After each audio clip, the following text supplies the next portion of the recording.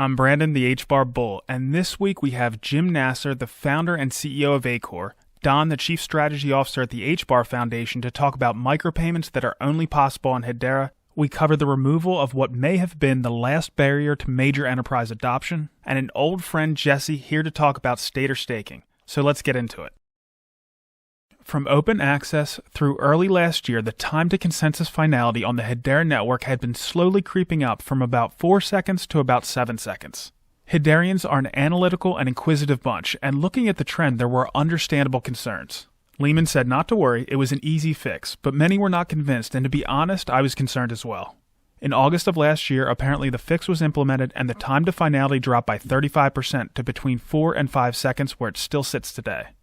This brings me to another concern people had about maintenance windows, which up until this last window would take the network down for an hour or even more.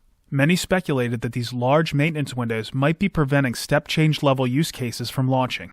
I questioned Mance about the maintenance windows back in December. It sounded like we're going to be moving out of beta and into version 1. When might this happen? What changes will be made? And will it mean an elimination of the maintenance windows?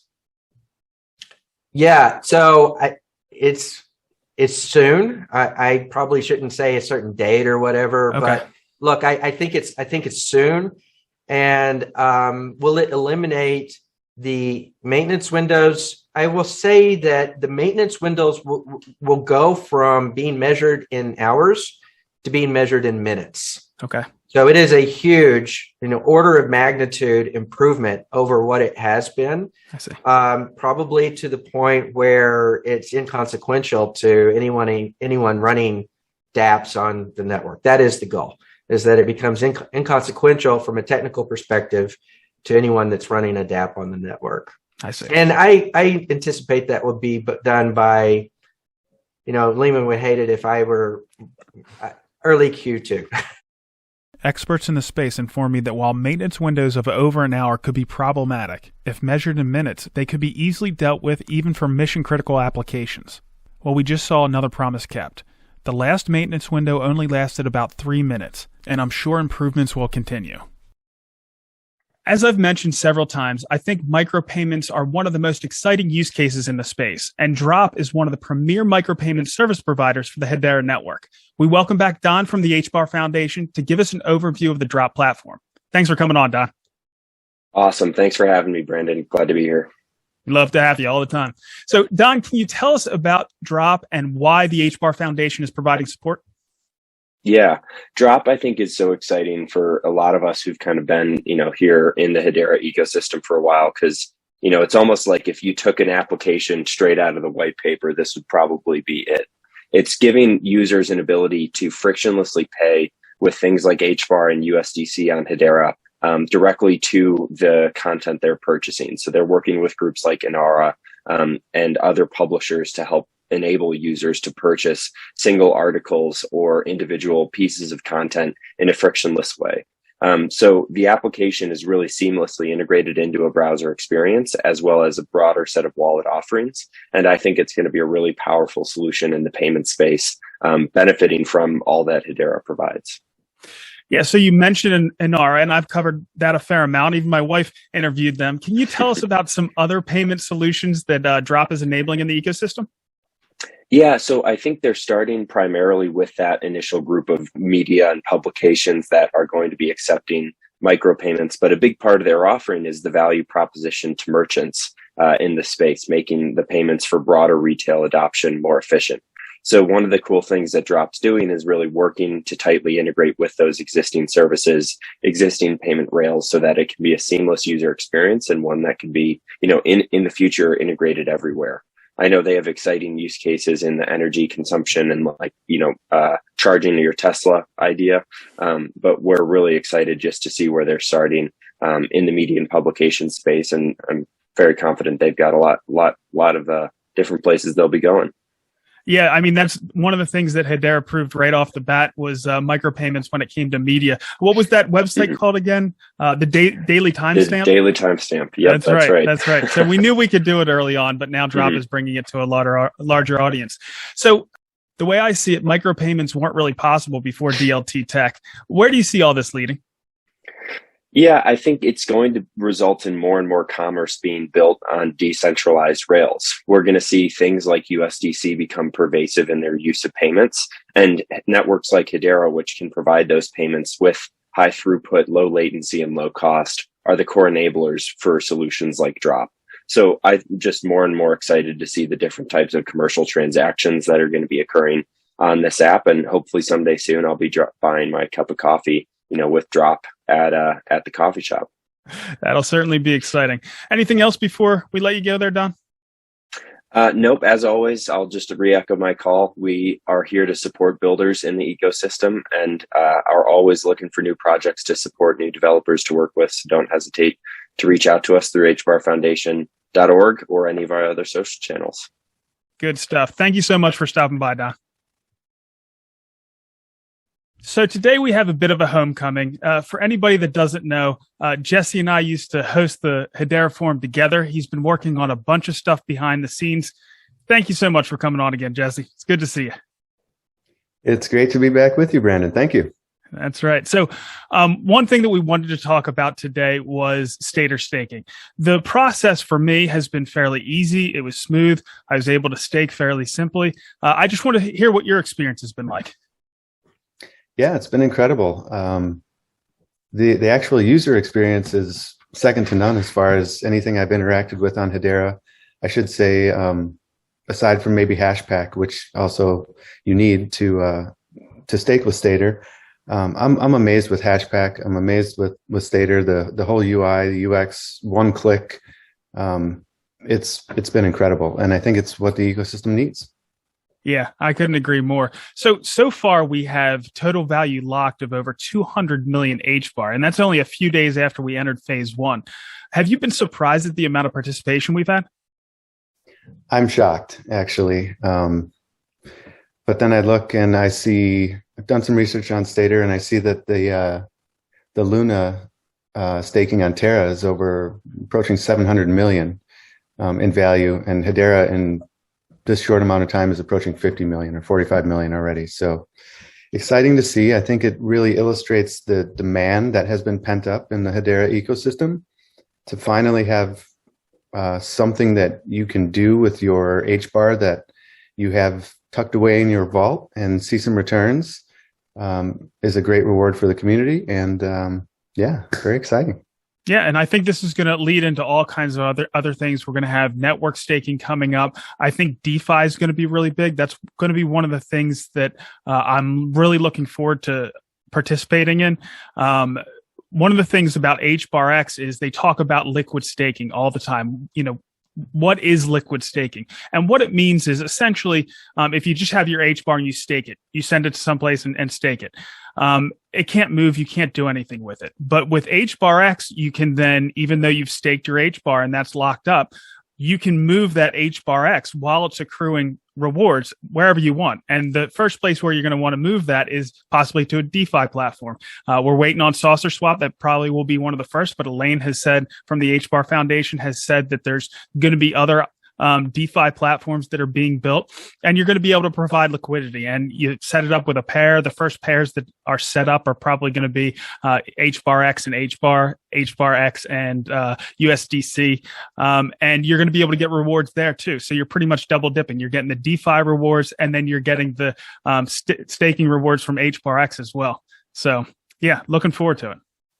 Yeah, that is exciting. I think it's one thing that the Hedera community needs is a little bit more development. Probably a lot of the users of Hedera aren't maybe as familiar with DeFi just because it hasn't really been an aspect of Hedera up until now. So I think there's probably going to be a little bit of maturity that needs to happen. And I would caution everybody to do your research. And as you say, once you are able to move your HBARX around, it adds a whole new layer of risk and possibly upside, of course. So it's going to require, I think, that evolvement of the community to be a little bit more nuanced in all the things that DeFi has to offer. Yeah, I probably should pull the reins in a little bit. I do get a little bit excited about this, but there are risks associated with it, right? So I think this Stader smart contract is pretty solid. They had a third-party audit done on it. I think that's fairly solid. I think your HBAR is safe. I'm sure they have multi-sig and all that kind of stuff to protect your HBAR. That's all in that pot. Granted, it is a large target for hackers, but I think it's probably pretty safe. But then there's your own interface, right? So your own computer and your own security. And there's all kinds of risks around that. Of course, personal computers can get hacked fairly easily. You want to make sure you have a VPN and all that kind of stuff. But there are risks associated with it. No question about that. Yeah, I think the risk for just staking with Stader now is definitely more on the user side. Just simple things like making sure you take all the steps to secure your keys and all that sort of stuff, like you said. But as you get into some more DeFi protocols and actually putting your HBARX to work, that I think the risk shifts a little bit more from the user side to whatever assets you're playing around with, right? So it's just one of those things where dip a toe in the water is my advice. Get to know it and learn about it as much as you can, knowing that it's obviously can be a risky endeavor. Yeah. Another thing that Elaine mentioned is this is just the beginning. There's going to be other opportunities like this that the HBAR Foundation's working on to potentially have yield, other opportunities for DeFi and all that kind of stuff. So certainly exciting. So Jesse, as I mentioned, you've been working a fair amount behind the scenes. I'd love to get you back once we get some of this stuff built. How far down the line do you think we are before we can actually get you back and start talking about what you're working on? I wish we were a little further, but we're just completely in stealth mode working on something for quite a while now. I think it's a very compelling product and idea that we hope to build on Hedera. We've already started and everything looks really good. We're not quite ready for any beta testing on the public side just yet, but everything that we've tested on our end looks great. And I think it could be a really compelling product for the Hedera community and beyond. So hopefully we're not too far out. We've got a few things to work out, but maybe a month or two, we'll see. All right. Exciting stuff. So while we close this out, I want to get an up-to-date reading on where we are as far as the Stader staking. Okay. So they have 218 million HBAR that are staked, totaling almost $43 million worth. So we're already in phase 2, which means the rewards are up to 500,000 HBAR per day until we hit 400 million HBAR total value locked. And then we'll go into a new phase, the phase 3, where if there's a formula to figure out how much you actually get each day. But I've been impressed with how fast the rewards have gone up. We've gone from phase 1 to phase 2 in just 3 days. So it's exciting stuff. But either way, Jesse, thank you so much for coming. I hope we can get you back real soon. So glad to be back with you, Brandon, and I look forward to that next time.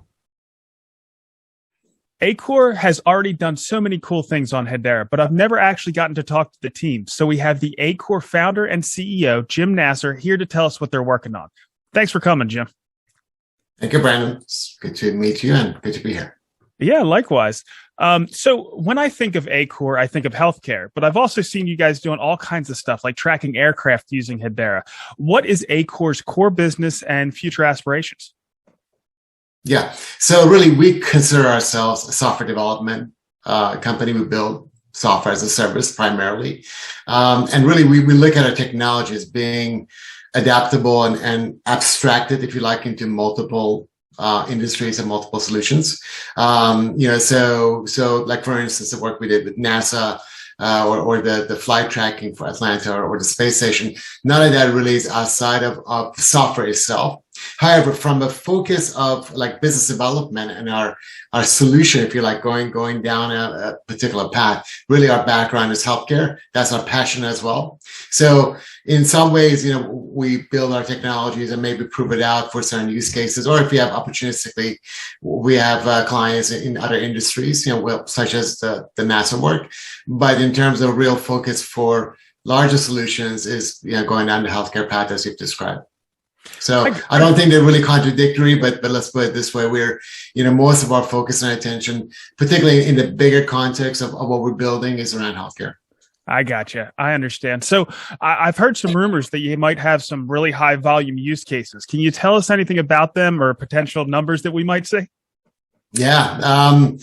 Those rumors are I think accurate. We have been working with certainly one of our kind of key clients on what would amount to a very large scale use case. However, as with anything else in the world of healthcare, things that there are multiple kind of dependencies, often outside of our control, and that is one of the cases. This is one of the cases. And then there's also regulatory approval cycles that have to go through. So we're kind of facing, or we're dealing with some of the delays and processes, that entails.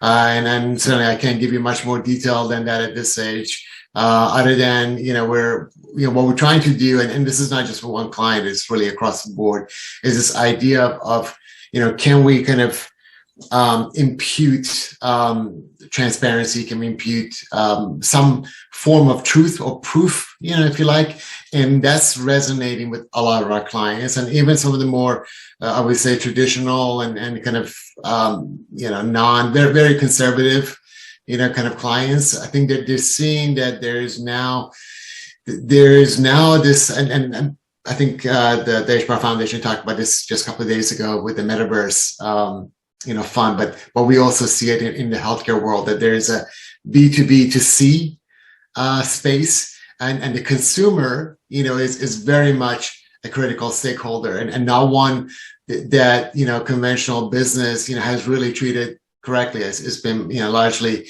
kind of an afterthought, or it's been kind of sound bites but not really actions. So I think that's becoming a little bit more relevant. People are beginning to understand it. So therefore some of this DLT work that we're doing, and this idea of proving what you're doing, and allowing the consumer to have a say, being able to monitor what's going on to their data specifically, possibly be remunerated for what they're doing. That's beginning to make a little bit more just a little bit more, I guess, action around it. It's just a little bit more than just sound bites. So, because the sentiments have been there for a long time, right? Just don't get me wrong. Just people have talked about, being patient oriented and kind of patient centered for a long time, for a couple of decades, but the actions haven't necessarily followed.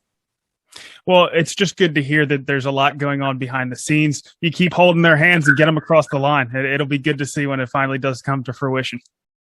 Thank you. We're trying. All right. So shifting gears a little bit, what do you think the future holds for Hedera in general? I mean, obviously, our actions hopefully echo that we think the future is very bright, right? We have been supporters of Hedera really since the early Swirl. It's funny, since Swirls 1.0. So and I think for good reason. I think it's, as time has gone on, we have seen that investment, that attention we're putting into Hedera, kind of pay off in the context of the products becoming more mature, the team becoming more mature, the council growing. I think adoption coming. I feel like since day one, really, the value prop with Hedera has been a long-term play, and like, I know, for instance, the work that we do in healthcare, really the unit of measure for adoption is decades. Certainly not months. It's not hours or minutes as I think all of us would like in the crypto space, right? It's just foolish to think that, it's that quick. So with that in mind, and at the 100-year plus business, we feel very good. We feel like Hedera is in the right space. We feel like it's more competitive than most, if not all of the other, kind of relatively comparable protocols. Mm-hmm. The council, the management, all of that, I think is to us resonates stability in the long term and plan and vision for a long term. So that's the way we look at it. And I think there's certainly ups and downs along the way, but I think if you look at the trajectory longer term, it looks very positive. And that, we keep, obviously, just like all of us in this space, we keep evaluating just to make sure, because at the end of the day, we're an independent business, right? We're building our own technologies, our own clients, and Hedera is one piece of it. But we certainly think long term, it's looking positive. I really like the open source move. I think that that was one, perhaps perception that now having been dealt with, I think is a really positive thing for the Hedera community, and for us for that matter, because we're very much an open source, open API business. That's good to hear, and I couldn't agree more. Jim, I'm sure you're really busy. Is there anything else you'd like to pass on to the community before we let you go? I would say, we have a great community, right? And people, sometimes when you're in it, you don't necessarily recognize it. And maybe it takes, being beaten up a couple, 2-3 times to really kind of get it. So I think keep at it. I know there's been some, voices and noise, but there's, that's the nature of the beast, right? I think a lot of our focus needs to be on where the signal is as opposed to noise, because there's a lot of noise. But yeah. Good stuff. Thank you so much for coming on, Jim. And I hope we can have you back once you launch one of those big use cases. No doubt. Sounds good. All right, Jim. Talk to you later. Take care. Bye. This past week, we discussed the trending community push to get HBAR listed on Coinbase, an interview with the CEO of the HBAR Foundation, Shane Higdon, to explain how they use their resources, and rounded out the week interviewing Jordan Freed, who said exactly what the community needs to hear.